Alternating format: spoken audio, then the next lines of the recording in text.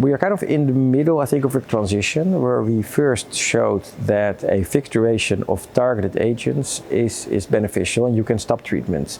When we started the targeted agents, with of course the hallmark drug being ibrutinib, can and is given continuously with very good responses for a very long time, but of course with longer exposure to side effects, to toxicities, with induction of resistant mechanism because of prolonged treatment, and also, and maybe more relevant in Europe than in the US, but also financial toxicity because of the high price of these drugs. So then we had the fixed duration treatments, which have many trials now. So venetoclax, rituximab, the Mirano study, as we just discussed, was one of the first.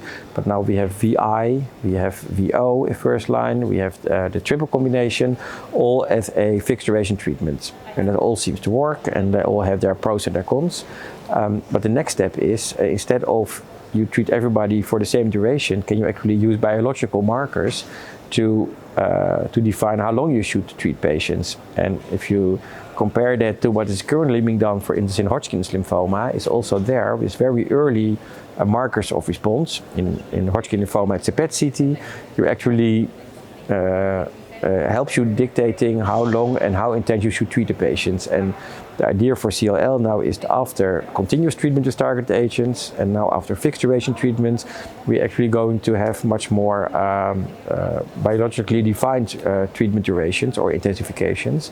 And we think that for sure MRD plays a role there, maybe also level of responses, lymph node responses play a role, but the current trials that we do are very much focused on that. And we very recently published in Lancet Oncology, the study of the Nordic and the Hoven group, the Hoven 141 Vision trial, where we indeed could show that if we stop ibrutinib and venetoclax combination in relapse patients, when patients have an undetectable MRD, that was as safe as patient that continued ibrutinib monotherapy as you would normally do. And if patient had a regrowth of their tumor defined by MRD positivity, all of those patients responded to treatment with venetoclax and ibrutinib. And I think that's not really already where we should be, but that's a first step showing that indeed you can more individualized give treatment, not on a fixed duration, but on a time-limited platform.